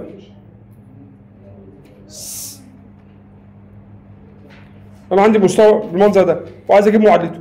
قال لي عشان تجيب معادله مستوى يلزمك حاجتين. ايه هما؟ اول حاجه نقطه تقع في المستوى، وليكن النقطه دي يا يوسف اسمها س واحد وصاد واحد وعين واحد. وايه كمان؟ ومتجه عمودي على المستوى اسمه نون. متجه عمودي على المستوى اسمه نون، والنون دي عباره عن ايه؟ ا وب وج. وعشان تجيب معادله خط معادله مستوى يلزمك كام حاجه؟ 2. عشان اجيب معادله مستوى يلزمني حاجتين، نقطه بتقع في المستوى ومتجه عمودي اسمه نون اللي هو ا وب وج. تمام؟ هنا اهو الثوابت بتاعت الدرس او الحاجات اللي انت محتاجها عشان تحل، اللي انا لسه كنت بقوله، انك في الاخر عشان تجيب معادله مستوى محتاج نقطه اللي هي س واحد وصاد واحد وعين واحد، ومحتاج متجه عمودي اللي هو مين ومين ومين؟ اللي هو ا وب وج. خلاص؟ وبتجيب في الاخر المعادله عباره عن ايه؟ نون دوت ر ونون دوت نقطه. نون دوت ر ونون دوت نقطه. ايه النون؟ لو متجه الاتجاه اللي هو مين ومين؟ اللي هو ا وب وج. وايه اللي عندك؟ ايه اللي عندك دي ثابته. خلاص؟ ما بقعدش بيها، وهي دي اللي هي جواها ايه؟ جواها س وصاد وعين. النون اللي هي ا وب وج دوت نقطه. دي ا دي مقصود بيها اللي هي هنا ايه؟ نقطه. نون دوت ر بيساوي نون دوت نقطه. طيب النون ا وب وج ر زي ما هي، النون ا وب وج والنقطه اهي. طب الصوره الثانيه ا في س ناقص س واحد زائد ب في ص ناقص ص واحد زائد ج في ع ناقص عين واحد بيساوي صفر. الصوره الاخيره اللي هي الصوره العامه ا س زائد ب ص زائد ج ع زائد د بيساوي كام؟ بيساوي صفر. دول الثلاث صور، صوره متجهه، صوره قياسيه، صوره عامه. تعالى يا باشا ايه؟ اديني سؤال. اديني سؤال واحد. يجي يقول لك ايه؟ يقول لك انت عندك مستقيم او مستوى بالمنظر ده وبيمر بالنقطه مثلا 1 و2 و3 ومتجه العمودي مثلا 4 و5 و6. اوجد الصور المختلفه. كنا بنقول ايه؟ نون دوت ر يساوي نون دوت نقطه. النون بكام؟ 4 و5 و6. ر لا ر دي ثابته. بيساوي النون 4 و5 و6 دوت النقطه ب1 و2 و3. يلا اتش اضرب كده اتش. دي الصوره الاولى. الصوره الثانيه ايه دي جواها ايه؟ جواها متغيرات المعادله اللي هي س والصاد والعين. فيبقى 4 س و5 ص كانك ضربتها. دي جواها س وصاد والعين وضربت 4 مع السين دي جواها س وصاد والعين متغيرات المعادله زائد 5 ص زائد 6 عين. كل ده مثل بيساوي اضرب دول كضرب اتجاه كضرب قياسي. 4 في 1 ب4 5 في 2 ب10 6 في 3 ب18. اجمع كل ده يبقى 4 س زائد 5 ص زائد 6 عين. لو جمعت دول على 14 32 واديها بعكس الاشاره يبقى سالب 32 بيساوي كام؟ صفر. طب الشكل الاخير، الشكل الاخير اللي هو ايه؟ ا في س ناقص س واحد زائد ب في ص ناقص ص واحد. خلينا نحل على طول. ا عندي بكام؟ طبعا عارف ان النون هي عباره عن ا وب وج. 4 في س ناقص زائد 5 في ص ناقص زائد 6 في ع ناقص. كل ده بيساوي صفر. ع ناقص ايه؟ ع ناقص الواحد اللي هي النقطة الأولى وناقص الاثنين وناقص الثلاثة. الصور المختلفة لمعادلة الايه؟ لمعادلة الخط المستقيم. معادلة المستوى آسف. على هنا بيقول لي إذا كان النون واحد يا جدعان، أما يجي يتكلم عن المستوى كزوايا كمتجهات كاتجاه كأي حاجة أبص على النون. زي ما هناك في الخط المستقيم كنت ببص على مين؟ على هي. فهنا أبص على النون. أجيب نون واحد ونون اثنين. لو هم متعامدين خلاص يبقى حصل الضرب القياسي اللي هم بصفر. طب لو عايز أجيب الزاوية بينهم نفس الكلام. هناك كنت بقول جاتا سيتا بيساوي معيار ه واحد. هناك كنا بنقول ايه؟ ه واحد دوت ه اتنين. دي علامة ه واحد دوت ه اتنين على المعيار في المعيار. طب هنا اقول له ايه؟ نون واحد دوت نون اتنين على المعيار في المعيار. طب شرط التوازي نفس الكلام. بالنسبة للنون ده على ده بيساوي ده على ده بيساوي ده على ده. ده بالنسبة للنون. طب شرط التعامد ان حاصل الضرب القياسي اللي هما بيساوي كام؟ بيساوي صفر. تعال اول اسئله. هنا بيقول لي ايه؟ قياس الزاويه المحصوره بين المستويين دول س زائد ص ناقص 1 بيساوي صفر وص زائد ع ناقص 1 بيساوي صفر. فضل عايز تجيب قياس الزاويه يا باشا اشتغل على النون. طب النون اللي هي ايه؟ اللي هي ا وب وج. طب والمعادله دي كان الشكل بتاعها ايه يا عبده؟ ا س واحد زائد ب ص واحد مع بده ا مع يوسف. ا س واحد زائد ب ص واحد زائد ج ع واحد زائد د بيساوي صفر. فده معناه كده ان دي اللي هنا ده كده الالف واللي هنا ده كده الب. مفيش عين مفيش جيم اللي هي معامل العين بصفر. ومفيش في المعادله الثانيه مفيش س مفيش معامل الس اللي هو ا. في ب بصفر بواحد والجيم بواحد. فده معناه النقط كام وكام وكام؟ واحد واحد وصفر وصفر وصفر وواحد. انت عايز تجيب الزاويه ما بينهم. الزاويه ما بينهم اعمل ايه؟ هقول له حاصل الضرب القياسي لهما على المعيار في المعيار. حاصل الضرب القياسي اللي هو الس مع الس والصاد مع الصاد والعين مع العين على المعيار في المعيار. جبت جاتها الزاويه ودوست شيفت كوزين طلعت الايه؟ طلعت الناتج. تعال هنا كده يا هشام. عايز معادله المستوى يا شباب المايه بالنقطه دي والمنتجه ده العمودي عليه. هات كل حاجه بقى في معادله المستوى. نقطه دوت ر بيساوي نون او اسف نون دوت ر بيساوي نون دوت نقطه. نون دوت ر بيساوي ن دوت نقطة. ن دوت ر جواها ايه؟ س وصاد وعين، وهنا دي زي ما هي. دي تتفك الس مع الس والصاد مع الصاد والعين مع العين طلعت بكام؟ يتفك 2 س زائد ص زائد 3 عين، بقى ده الشكل العام للمعادلة. تمام؟ طيب هنا عايز نقطة تقاطع المستقيم ده مع المستوى ده. عايز نقطة تقاطع المستقيم ده مع المستوى ده. طيب يا جدعان، لما يبقى عايز نقطة تقاطع مستقيم مع مستوى، المستقيم هات من عنده النقطة العامة. فالنقطة العامة هي هنا مش محتاجة نقطة عامة، لأن في الآخر السين والصاد والعين قد إيه؟ قد بعض. فقلت لك اعتبر إن السين بيساوي الصاد بيساوي العين بيساوي إيه؟ كاف، وعوض في معادلة المستوى. شيل السين حط كاف، شيل الصاد حط كاف، شيل العين حط كاف. يبقى كاف زائد 2 كاف زائد 3 كاف بيساوي 12. جمع وقسم يطلع معاك الكاف ب2. يبقى السين بيساوي الصاد بيساوي العين بيساوي كام؟ بيساوي 2. هتيجي اللي انا بقول عليه دلوقتي. تعال هنا، اذا كانوا المستويين دول متوازيين، طيب ايه اللي بيوازي بعض؟ النون، صح؟ طب هنا النون عباره عن ايه؟ 1 سالب 1 وميم اللي هي المعاملات. وهنا المستقيم الثاني النون بتاعته فين؟ ب3. مش احنا كنا نون دوت ر؟ هو مدين هنا ر اهي، يبقى دوت 3 ولام و9 هو ده الايه؟ النون. عندي نون 1 ونون 2. هو قال انهم متوازيين. معنى كلمه متوازيين ايه؟ ان السين على السين بيساوي الصاد على الصاد بيساوي العين على العين، واعمل ايه؟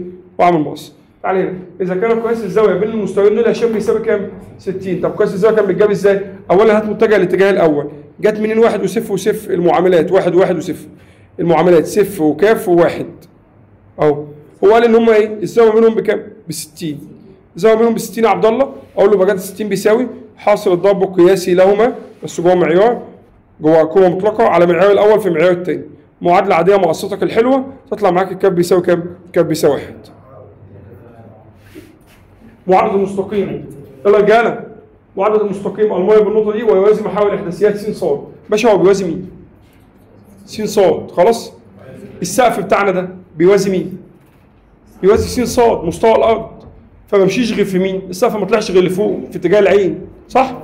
فمعادله المستقيم او المستوى المايل بالنقطه دي ويوازي محاور الاحداثيات س ص يبقى ما فيهاش غير عين. طب عين بيساوي كام؟ عين بيساوي 3. كذلك لو بيوازي س عين يبقى ص بيساوي هكذا. يا بس عبد الله كل ما هشاور لك اصغده. هنا 3 س هو نفسه يصغده. 3 س ناقص ص، المستقيمين دول متعامدين. هات النون، فين النون؟ 3 سالب 1 2 1 2 كاف اهم. يعني ايه متعامدين؟ يعني حاصل الضرب القياسي لهما بيساوي صفر. اجيب ازاي حتى حاصل الضرب القياسي؟ س مع السين، الصاد مع الصاد، العين مع العين بيساوي صفر. معادله عاديه طلعت معاك الكاف بكام؟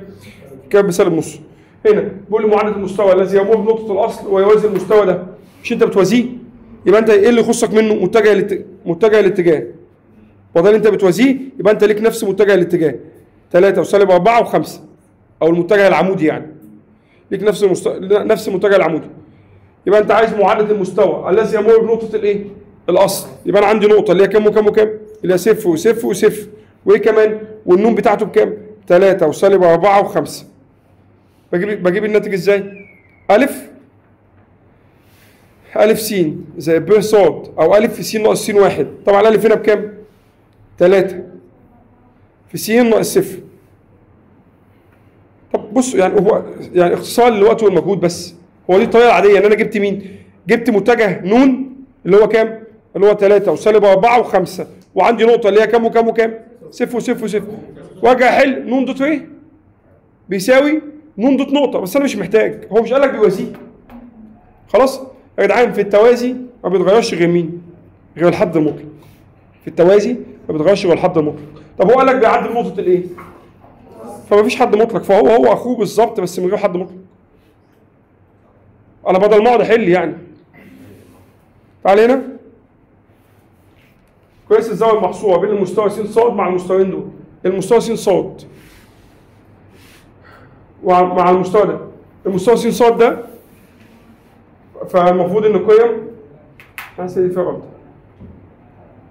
المستوى س ص ما مشيش غير في العين. فده ما مشيش غير في العين، يبقى قيمة العين بكام؟ بواحد. الناحية الثانية فين قيمة متجه النون؟ السين بواحد، مفيش صاد، الصاد بصفر، والعين بكام؟ بجذر 3. جبت نون 1 ونون 2، ايه علاقتهم ببعض؟ عايز الزاوية بينهم. الزاويه بينهم عباره عن ايه؟ حاصل الضرب القياسي لهما بس داخل قيمه مطلقه على المعيار في المعيار، ودول شفت قوسين تطلع معايا الزاويه بكام؟ الزاويه 30. تعالى هنا، هنا بيقول اذا كان المستقيمين دول متوازيين. طيب انا يخصني ايه في التوازي؟ يخصني النون. في النون الاولى 2 وجيم و4، في النون الثانيه أ زائد 2 و6 وب ناقص 2. المفروض ان هم في توازي، يبقى السين على السين بيساوي الصاد على الصاد بيساوي العين على العين، واعمل مقصاتك الحلوه وهات الايه؟ وهات الناتج. تعالى هنا كده. طبعا من الحاجات اللي اتلخبط هي واحد متجه اتجاه للمستقيم يا شو، ونون للمتجه العمودي. لما اجي اقول لك هات لي الزاويه بين مستقيم ومستوى، الزاويه بين اي حاجتين حاصل الضرب القياسي على المعيار في المعيار. الزاويه بين اي حاجتين عمار حاصل الضرب القياسي على المعيار في المعيار. طب لما اجي اقول لك هات لي الزاويه بين مستقيم ومستوى، في حاجه غلط او في حاجه ناقصه. ايه الحاجه اللي ناقصه؟ ادي المستوى، ركز كده يا احمد. طيب ادي المستوى خلاص، وادي المستقيم اللي قطعه خلاص، قطعه هنا كده. فلما اجي اقول لك هات الزاويه، المفروض ان القانون اللي احنا لسه شغالين عليه بيجيب الزاويه ما بين مين؟ ما بين النون وما بين مين؟ اله، اللي هو ايه؟ المتجه العمودي على المستوى ومتجه الاتجاه للمستقيم، فهيجيب انهي زاويه؟ هيجيب دي. في حين ان فين الزاويه مع المستوى؟ الزاويه مع المستوى اهي. طب هي دي كلها اصلا بكام؟ 90، والقانون بيجيب لك دي، ولكن دي مثلا انت هتجيبها بكام؟ فعشان تجيب الزاويه مع المستوى اطرح من كام؟ 90 ناقص 30 بيساوي كام؟ 60. فهتلاقيني برضه كاتبها لك. خد بالك الملزمه كتنظيم او كشغل ديزاين اللي انا لسه بكلمك فيه مش احسن حاجه، لكن هتلاقي المعلومات بتاعتها وافيه. بص كاتب لك اهو الزاويه بين مستقيم وايه؟ ومستوى. كل اللي اعمله يا يوسف اجيب جاتا سيتي، اشتغل على النون واشتغل على ايه؟ نون دوت اهي على المعيار في المعيار. وبعد ما اجيب الزاويه اطرح من كام؟ من 90. 90 ناقص اصبر 90 ناقص المستقيم اللي بيوازي مستوى معايا، المستقيم اللي بيوازي مستوى والمستقيم العمودي على المستوى. يا جدعان فرق ما بين حاجتين يا بيه، فرق ما بين حاجتين. ادي مستوى خلاص، وادي مستقيم بيوازيه، وادي مستوى خلاص، وادي مستقيم عمودي عليه.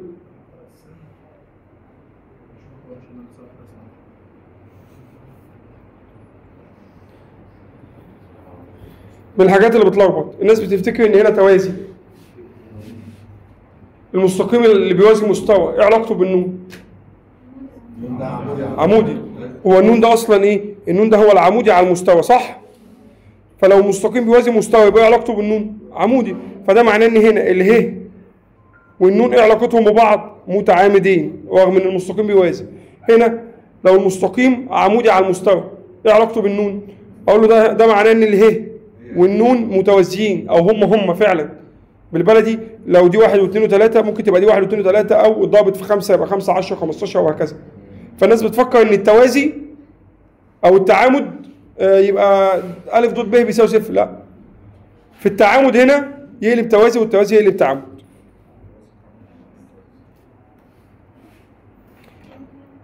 على هنا بيقول لي هنا بيقول لي اذا كان المستقيم ده يلا يا رجاله شوف، اذا كان المستقيم ده بيوازي المستوى ده، هات اللي هي بتاعت الاولانيه، اللي بتاعت الاولانيه بواحد، دي 3 صاد خليها صاد على الثلث، دي الف في عين خليها عين على 1 على الف، فيبقى 1 وثلث و1 على الف. النون عباره عن ايه؟ عباره عن 1 و3 و2 خلاص. فلما اجي هو قال لي ايه؟ ده بيوازي ده، ارسم دايما لو هتلاقي نفسك اتلخبطت ارسم مستوى بيوازي مستقيم، يبقى علاقه الاثنين دول ببعض متعامدين. لو متعامدين يبقى ايه؟ يبقى حاصل الضرب القياسي لهما بيساوي صفر. اضرب السين مع السين والصاد مع الصاد معادله عاديه، الالف بسالب 1. علينا اوجد الصور المختلفه لمعادله المستوى. معادله الايه؟ المستوى. الماء بكام نقطه؟ ب3. يعني السؤال ده مهم ولازم تحله بايديك. احل زيه، يعني انا احله وانت حل زيه. صل على النبي. السؤال ده مهم. اوجد الصور المختلفه لمعادله المستقيم. الماء بالنقطه دي ودي ودي. طبعا هي ليها حل سهل يعني، بس سيبك منه دلوقتي. معلش يا عبد الله، مليني كده ولا خلاص انا افتكرتها. ايه الثلاث نقط اللي عندك؟ ألف بكام ألف؟ ألف واحد وصفر وصفر، خلاص خلاص. واحد وصفر وصفر، في هنا ب،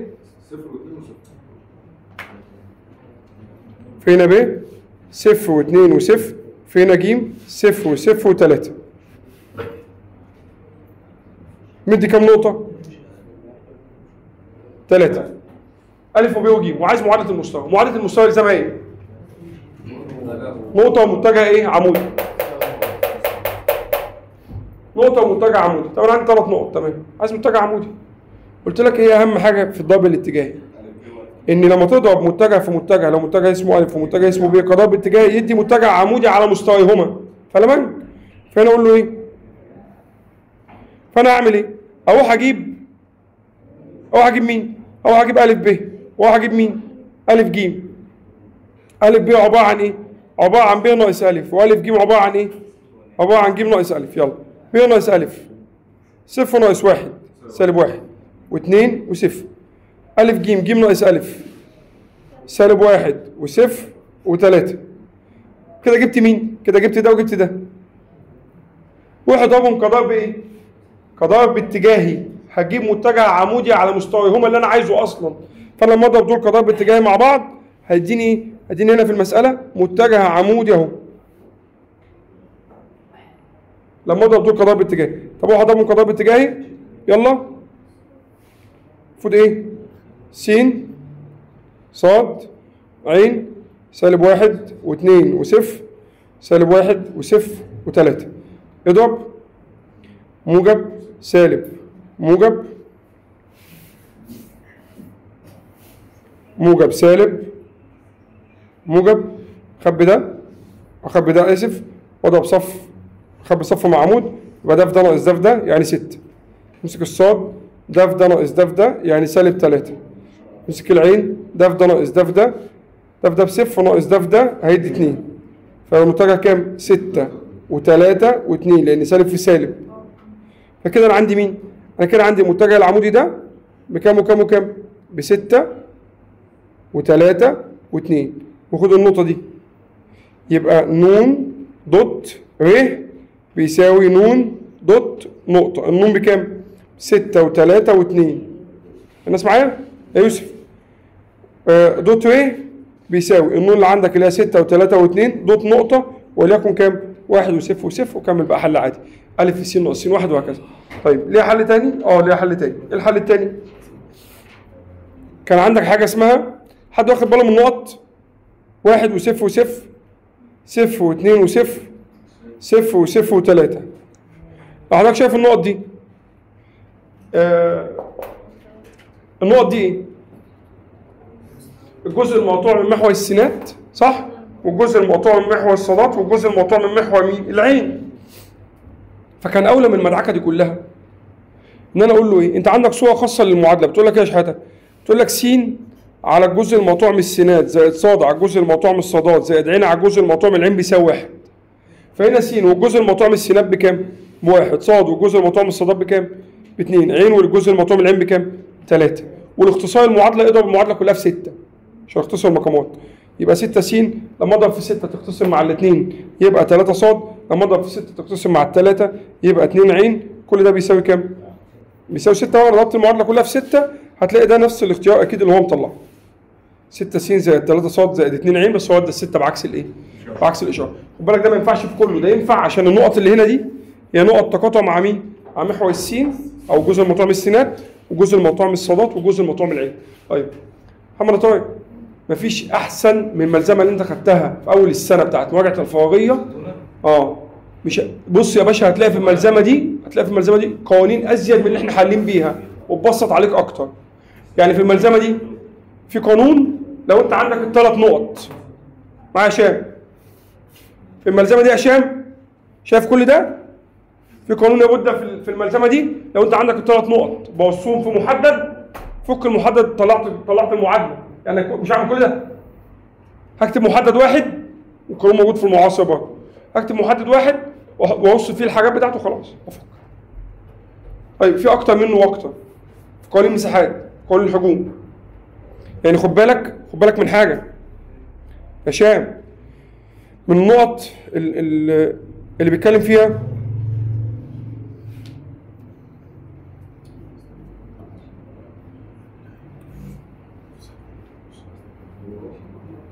معايا، من النقط اللي بيتكلم فيها ان هو بيقول لك في مثلث اهو، في مثلث ادي نقطه الف وادي نقطه ب وادي نقطه ج، وفي مثلث كده. المثلث ده هيجي يسالك عن كام حاجه تخص المثلث ده؟ كذا حاجه. اولا ممكن يجي يسالك عن ايه؟ مساحه المثلث ده. طبعا انا ممكن اجيبها كمتجهات. ناس معايا؟ طبعا ده الجزء المقطوع من مين؟ من السينات، وده الجزء المقطوع من الصادات، وده الجزء المقطوع من مين؟ من العين. فانا كده هجهز النقط دي رجاله بس. ده الجزء المقطوع من السينات، والجزء المقطوع من الصادات، والجزء المقطوع من مين؟ من العين. انا بقى بقول لك انا هيطلب منك مساحه المثلث، فممكن اجيبها كمتجهات حسب الضرب القياسي او الاتجاه المتجهين جنب بعض واخد نصه. بس هنا انا هتلاقيني موفر لك في الملزمه قانون ابسط. فممكن يطلب منك ايه؟ ممكن يطلب منك حجم الهرم. طب معلش هو فين الهرم؟ هو الشكل ده كده، الشكل ده هرم ثلاثي قاعدته اهي، قاعدته مثلث قائم طبعا. ده هرم ثلاثي. ممكن يطلب منك الحجم، ممكن يطلب منك مساحه الهرم، مساحه جانبيه. هتلاقيني موفر لك القوانين دي كلها، وموفر لك ايه؟ مختصره. وبص عليها. تعال هنا، طول العمود المرسوم من نقطه على مستوى. فاكر القانون بتاع ثانيه ثانوي؟ طول العمود المرسوم من نقطه على مستوى أ س واحد زائد ب ص واحد زائد ج ع واحد زائد د على جذر دول. تعال افكرك بيها يا شباب. عايز طول العمود المرسوم من النقطه دي اللي هي كام وكام وكام؟ 2 و3 و1 على المستوى ده. خلاص؟ كنا بنقول لك ايه بقى؟ بص، أ س واحد يبقى 2 في 2، ب ص واحد سالب 1 في 3، ج ع واحد. خلاص؟ ناقص الدال الحد المطلق. وخد بالك لازم الحد المطلق يبقى الناحيه دي مع اخواته. خلاص؟ في حاجه غلط في السؤال. لا مش 15، دي قيمه مطلقه.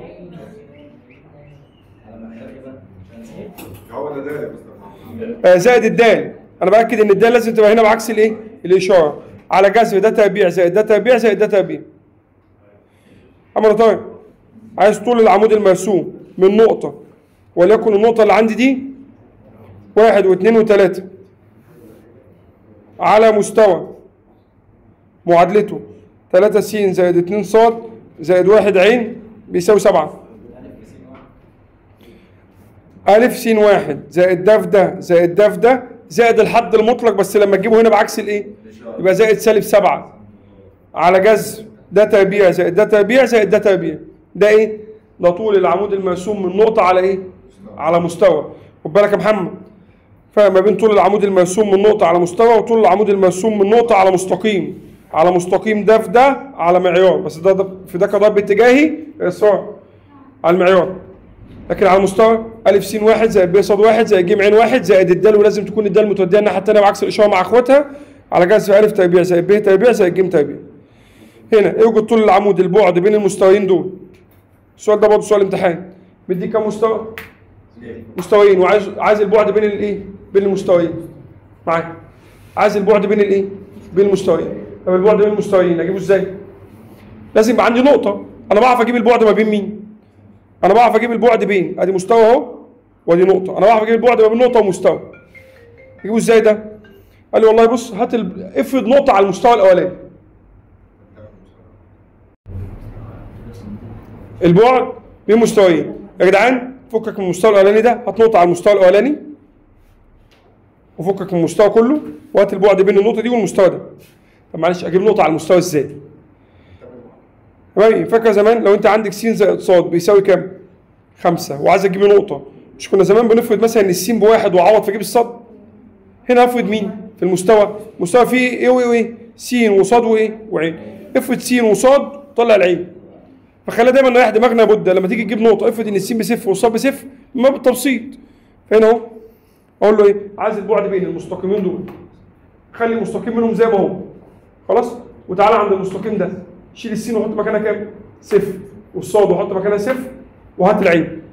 طبعا ده غباء، يعني التسعه ما تقبلش الاسم على بعض، فطلع بكسر شكل امه وخم. هنفرض ان العين بصفر والصاد بصفر عشان التسعه تقبل على الثلاثه بتاعت السين، فتطلع النقطه 3 وصفر وصفر، ده انضف من دي.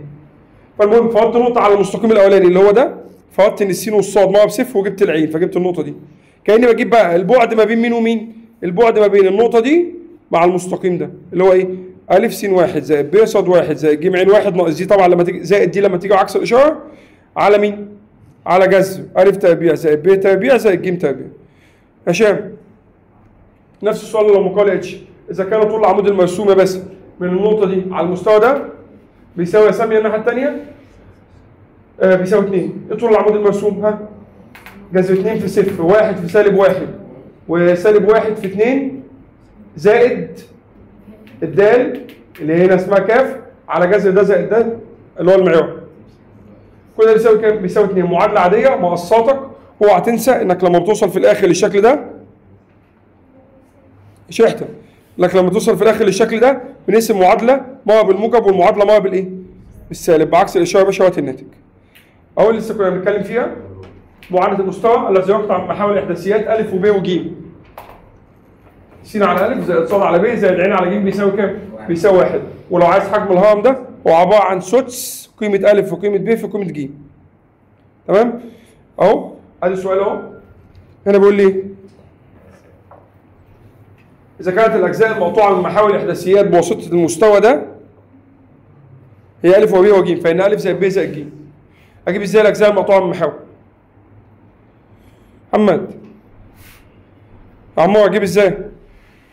يوسف انا عندي 2 س زائد 3 ص زائد 6 عين يا يوسف بيساوي 12. اجيب ازاي الاجزاء المقطوعه من المحاور؟ او بلاش 12 بيساوي 6.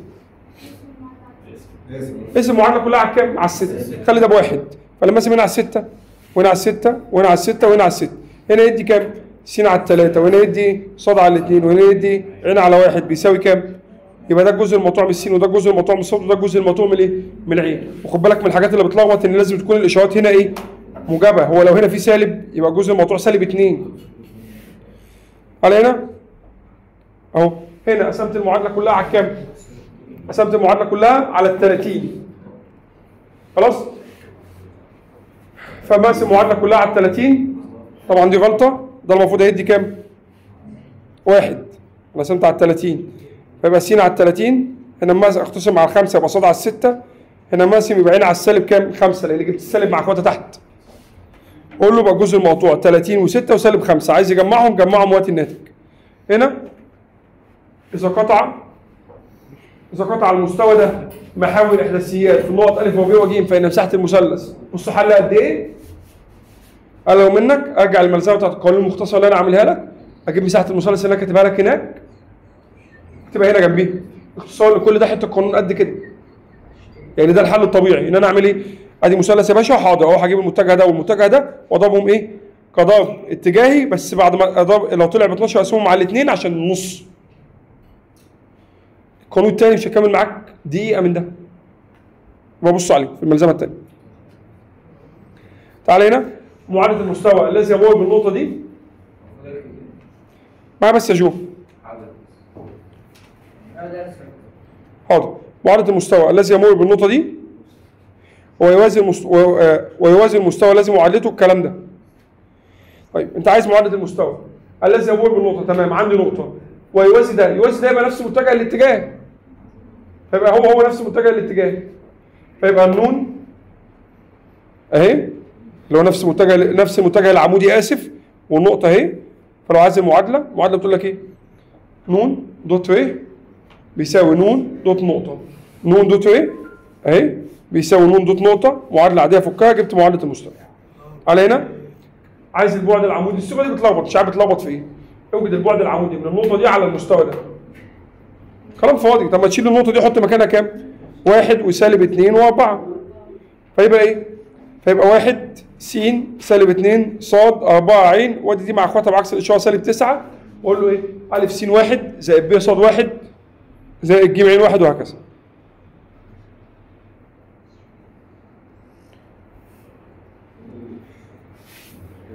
اوجد طول العمود المرسوم من النقطة دي على المستقيم المار بده وده. سهلة وحالين زيها. دي الأسئلة المقالي دي الأسئلة المقالي الجزء المقالي. المسافة العمودية بين المستويين دول. يا جدعان دي مش محتاجة قوانين. دي مش محتاجة قوانين. كان المسافة العمودية بين ص بيساوي 4 وص بيساوي -2. عايز تفهم أي حاجة دايما كده لوحدها اعتبرها العين. كأني بقول لك عايز المسافة العمودية بين عين سقف رابع والسقف -2 في البدون تحت 6. خلاص مش محتاج اصلا يعني بدل ما احلها بقوانين وجع دماغي اتش مجرد ايه؟ مجرد بعينيك كده. خلاص طبعا انا كاتب لك. طب لو ما بين الثاني والرابع هيبقى كام؟ هيبقى 2. فانا كاتب لك اهو لو الاثنين ايه؟ مختلفين في الاشاره بجمع. لو الاثنين بنفس الاشاره بعمل ايه؟ بطرح. هنا عايز ايه؟ عايز المسافه بين المستويين دول. قلت بجيب المسافه بين المستويين ازاي؟ بفرض نقطه على الاولاني وليكن النقطه س بصفر والصاد بصفر واجيب العين واجيب ا س واحد زائد ب ص واحد وهكذا. تعال هنا اذا كان جيوب تمام الاتجاه للمستقيم اهي. ايه جيوب تمام الاتجاه؟ اللي هي متجه الوحده. فيبقى جتا تربيع الاولى زائد جتا تربيع الثانيه زائد جتا تربيع الثالثه بيساوي 1. تمام؟ اعمل مقص وخد الجذر. مش محتاجه كل ده. ما انا عارف ان هم لو متساويين. انا عارف هنا لو متساويين يبقى كام؟ يبقى 1 على جذر ايه؟ 3. فده معناه ان البي اللي عندك بجذر ايه؟ 3. هنا بيقول لي ايه؟ اذا كان ا وب وج ثلاث احرف متجاوره في متوازي السطوح وكان معيار ا بيساوي 2 وزوايا الاتجاه الالف اهي ومعيار والب اهي والجيم اهي. مبدئيا كده انت عندك معيار الالف بكام؟ وعندك الزوايا بتاعته متجه الاتجاه. خد الالف كمعيار اضافه في متجه الاتجاه كده جبت متجه الالف. ده اللي انا عملته هنا اهو. فجبت متجه الالف. وبعدين بعد ما تجيب متجه الالف ده روح اضرب ا ض ب في ج عشان تجيب ايه؟ حجم متوازي السطوح. وطبعا ده حجم لو طلع معاك بالسالب هعمل ايه؟ هشيل السالب دي عشان اطلع الايه؟ عشان اطلع الناتج. تعال هنا. اذا كانت صوره النقطه دي بالانعكاس في المستقيم ده معايا.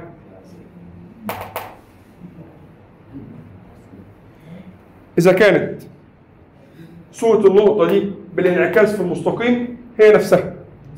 للناس اللي مش فاكره الانعكاس اقول لك الانعكاس وهقول لك الانتقال. انا عندي شبكه بيانيه. تعال كده نشوف الشغل بتاعها. الكلام بتاع اعدادي الساعه. انا عندي نقطه بيانيه ولكن النقطه دي مثلا كام؟ 3 و4. انا عندي نقطه هنا كام وكام؟ 3 و4 وعايز اعمل لها انعكاس على مين؟ انعكاس على السينات. فالانعكاس على السينات هجيبها هنا كده. فتبقى كام؟ هتبقى 3 وسالب 4. فالانعكاس على السينات بيغير الصادات. طيب الانعكاس على الصادات. فالانعكاس على الصادات هجيبها هنا كده. فالانعكاس على الصاد بيغير السين. هتبقى كام وكام؟ تبقى سالب 3 و4. طب الانعكاس على نقطه الايه؟ الاصل بيغير الاثنين. فالمفروض النقطه تيجي هنا كده. فتبقى كام وكام؟ سالب 3 وسالب 4. طب الانتقال لما اقول لك النقطه 3 و4 انقلها لي 1 و5. فده معناه ان انا همشي بيها كده 1 واطلع بيها كده كام؟ 5. فكاني بقول لك بقت النقطه كام وكام؟ 4 و9. تمام؟ هنا بقول لي ايه بقى؟ ركز في الجمله دي والسؤال حلو. جو بص يا يوسف. بقول اذا كان صوره النقطه دي بالانعكاس في المستقيم ده هي نفسها. ده يحصل امتى يا شحاته؟ اسالك سؤال يا شحاته. دي لما عملت لها انعكاس على السينات مش نزلت هنا؟ صح؟ وانعكاس على الصادات نزلت هنا؟ طب لو هي هنا وعملت لها انعكاس على السينات افضل مكانها. صح؟ يبقى امتى كان انعكاسها في مكانها؟ لما كانت على المستقيم. الناس فاهمه؟ فهنا اقول له ايه؟ معايا. هنا اقول له هو قال لي بالانعكاس على المستقيم هي ايه؟ هي نفسها. فده معناه ايه؟ ده معناه ان النقطه دي بتنتمي للمستقيم. صح؟ يعني ايه تنتمي للمستقيم؟ يعني ينفع اعوض بيها جوه معادله المستقيم. اروح اعوض عن السين بكام؟ بميم والصاد بكاف والعين بكام؟ بواحد. مقصتك الحلوه وهات الايه؟ وهات الناتج. تعالى هنا. اوجد الصور المختلفة لمعادلة المستقيم. المار بالنقطة دي، تمام، عندي نقطة وعمودي على س ص، عمودي على س ص يبقى ممشيش غير في العين. بقى عندي نقطة متجه اتجاه وحلو. اوجد معادلة المستقيم الذي يمر بالنقطة دي ويصنع زوايا متساوية. زوايا متساوية يبقى الهي بواحد على جذر 3. وارجع حل عادي. تعالى هنا. اوجد معادلة المستقيم الذي يمر بالنقطة دي ويصنع الزوايا الحلوة دي. بدل بيصنع الزوايا دي اجيب جتا ستة س وجتا ستة ص وجتا ستة عين. بقى عندي الهي. الهي مع اي نقطة اجيب معادلة الخط المستقيم. والله العظيم الموضوع والله ابيض. اوجد الصور الإحداثية لمعادلة المستقيم المار بالنقطة دي وعمودي على المستقيمين دول. وعمودي على السؤال ده حلينا زيه. هو عمودي على المستقيمين دول، فساعتها اعمل ايه؟ انا عايز معادله انا مستقيم. معادله المستقيم ده اللي عمودي على الاثنين دول، او هضرب الاثنين دول كضرب باتجاهي كده. جبت مين؟ كاني جبت مين؟ الهي مع النقطه، اي نقطه موجوده عليه جبت المعادله. فهنا اهو او رحت ضربتهم كضرب باتجاهي طلع ده، وده يعتبر مين بالنسبه لي؟ الهي. الهي مع النقطة وابدأ حل عادي. خلاص؟ على هنا اوجد معادلة اتش. اوجد معادلة المستقيم الذي يمر بالنقطة كام وكام؟ سالب 5 و3 و2 وبيوازي ده، بدل بيوازي يبقى نفس متجه الاتجاه وحلو. اوجد معادلة المستقيم الذي يلا فوق الذي يمر بالنقطة دي وعمودي على ده. خلاص؟ يعني ايه عمودي عليه؟ اوجد معادلة المستوى الذي يمر بالنقطة دي وعمودي على المستقيم. اهو قلت لك ارسمها. عايز معادلة المستوى الذي يمر بنقطة وايه كمان؟ وعمودي على مستقيم. يا ده مستقيم ايه؟ عمودي. طب المستقيم العمودي ده الهي بتاعة المستقيم تنفع نون. صح؟ الهي اللي هي متجهة الاتجاه للمستقيم هي نون للمستوى. فهنا اقول له يا رجالة، اقول له ان هنا الهي هنا نون هنا. ده اللي انا كاتبه لك اهو، وابدا اشتغل عادي. ايه دوت نون بيساوي نون دوت نقطه، وابدا اكمل عادي. هنا عايز حجم الهرم حالين زيها. عايز قياس الزاويه المحصوره بين المستويين، وعباره عن ايه؟ حاصل الضرب القياسي على المعيار في المعيار ودول شيفت كوساين. تعال هنا اشياء اذا كانوا المستقيمين دول متوازيين اجيب هي الاولى وهي الثانيه، وبدل متوازيين يبقى السين على السين بيساوي الصاد على الصاد بيساوي العين على العين. عايز قياس الزاويه بين المستقيم ده والمستوى ده، طبق القانون. حصل الضرب القياسي على المعيار في المعيار، بس اوعى تنسى تطرح من كام؟ من 90. فطلعتها 60 اطرح من 90. اذا كان هنا بيقول لي اذا كان المستقيم س على السالب 1 بيساوي صاد ناقص 1 على 3 ده بيوازي المستوى ده. بدل المستقيم يوازي المستوى، بدل المستقيم يوازي المستوى، يبقى النون عمودي على ايه؟ يبقى ده في ده كضرب اتجاهي كضرب قياسي بيساوي كام؟ صفر. معادله عاديه. هات مين؟ هات الكاف. تعال هنا اوجد معادله المستقيم الذي يقطع محور السين والعين كام وكام؟ 2 و4 بس موجبين، ويقطع من الجزء السالب للصادات كام؟ 3. س والعين 2 و4 وهنا سالب 3. اضرب المعادله كلها في كام؟ س على الجزء المقطوع من السينات زائد صاد على الجزء المقطوع من الصادات. معادله عاديه اختصر وقت الحل. هنا اذا كانت الزاويه بين المستقيم ده مع ده بيساوي كام؟ 90. الزاويه بين المستويات هي زاويه مين؟ هي زاويه النون. هات نون الاولى وهات نون الثانيه وبضل متعامدين يبقى حصل الضرب القياسي لهما بيساوي صفر. تعال هنا اذا كان المستوى يقطع محاور الاحداثيات 3 في ا وب وج، حيث ا وب وج هي نقطه تلاقي متوسطات المثلث هي 3 و3 و3. طيب يا شباب دي نقطة تلاقي المتوسطات كانت بتتجاب ازاي؟ دي اتش مجموع السينات على 3 ومجموع الصادات على 3 ومجموع العينات على 3. فدي طبعا على محور السينات، يبقى النقطة ايه؟ ما فيهاش غير س، ودي ما فيهاش غير صاد، ودي ما فيهاش غير عين. فالمفروض ان مجموع السينات على 3 بيساوي احداثي نقطة تلاقي المتوسطات. مجموع الصادات على 3 بيساوي 3، مجموع العين على 3 بيساوي 3. فده معناه ان كان في هنا كام؟ س ب9 والصاد ب9 والعين ب9. يبقى معادله المستوى س على 9 بيساوي زائد صاد على 9 زائد عين على 9 بيساوي 1، او اضرب كلها في 9 يبقى س زائد صاد زائد عين بيساوي كام؟ بيساوي 9. معايا؟ فاهم يا شهاده؟ ما بهزرش والله. فاهم؟ خلاص يا باشا خلصنا. لا لا اديني دقيقه نتكلم عن القوانين المنهج كله تاني. باشا دقيقتين كده ايه جري، دقيقتين نتكلم على المنهج كله تاني. يلا شوف، خدنا لو انا عندي متجه وعايز اجيب له المعيار، المعيار بيتجاب ازاي؟ جذر السين تربيع زائد الصاد تربيع زائد العين تربيع. ولو انا عندي نقطه اسمها الف ونقطه اسمها ب وعايز اجيب الف ب، هو عباره عن النقطه الثانيه ناقص النقطه الاولى. وخدنا حاجه اسمها متجه الوحده، ومتجه الوحده ده هو عباره عن ايه؟ هو عباره عن المتجه على المعيار، وهو متجه الوحده ده اللي هو عباره عن نقط عاديه، هو عباره عن ايه؟ عباره عن جتا سيتا س وجتا سيتا ص وجتا سيتا عين. واللي عرف عن متجه الوحده ان جتا تربيع الزاويه الاولى زائد جتا تربيع الزاويه الثانيه زائد جتا تربيع الزاويه الثالثه بيساوي كام؟ بيساوي 1. جتا تربيع الاولى وجتا تربيع الثانيه وجتا تربيع الثالثه بيساوي 1. ومتجه الوحده لو المعيار بتاعه بكام؟ ب1. وقلت لك زوايا الاتجاه، زاويه الاتجاه لو لقيت زاويه ب 30 وزاويه ب 60 يبقى اكيد الثالثه بكام؟ قلنا لو في 2 مجموعهم ب 90 يبقى الثالثه كمان مجموعه بكام؟ ب 90. كمل يا باشا كمل. قلت لو المتجه اللي عندي بيصنع زوايا متساويه مع المحاور، وده زوايا متساويه مع المحاور، يبقى متجه الوحده عباره عن كام؟ موجب وسالب 1 على جذر 3 1 على جذر 3 1 على جذر 3. ده لو بيصنع ايه؟ بيصنع زوايا متساويه، زوايا ايه؟ متساويه. ونسينا في الاول نتكلم عن ايه؟ نسينا في الاول نتكلم عن الشبكه البيانيه، وقلنا ايه؟ ان اي نقطه تبعد عن السين والصاد والعين وعن مستوى س صاد وعن مستوى صاد عين وهكذا. كنا بنقول ايه؟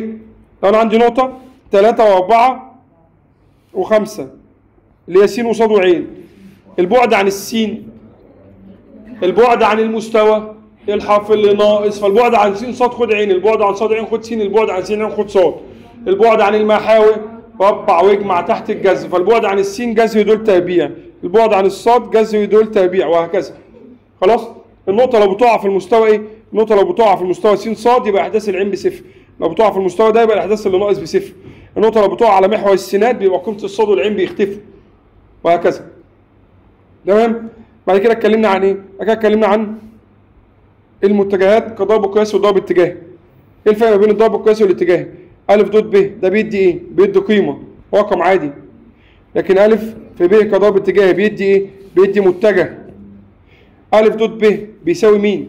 بيساوي ب د أ، لكن أ كضرب اتجاه الب بيساوي سالب ب كضرب اتجاه الألف.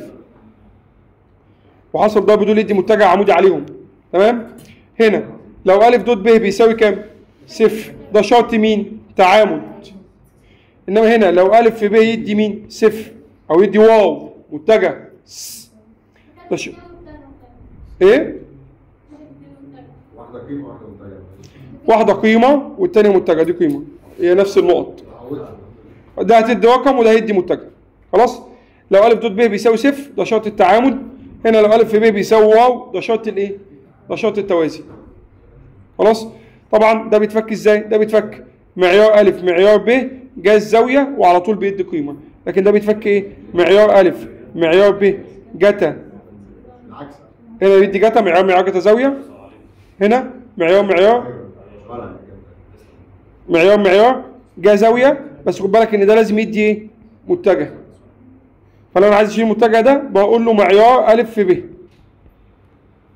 خلاص؟ ده الفرق ما بين الايه؟ ما بين الضرب القياسي والضرب الاتجاهي. طيب وانا شغال في الضرب القياسي والضرب الاتجاهي بخلي بالي من ايه؟ معايا القلم اللي عليكم. بيبقى اسهل طبعا عشان اجيب جتا الزاويه، عشان اجيب الزاويه ان انا اشتغل بالقانون ده عشان اتلاشى المعيار خالص.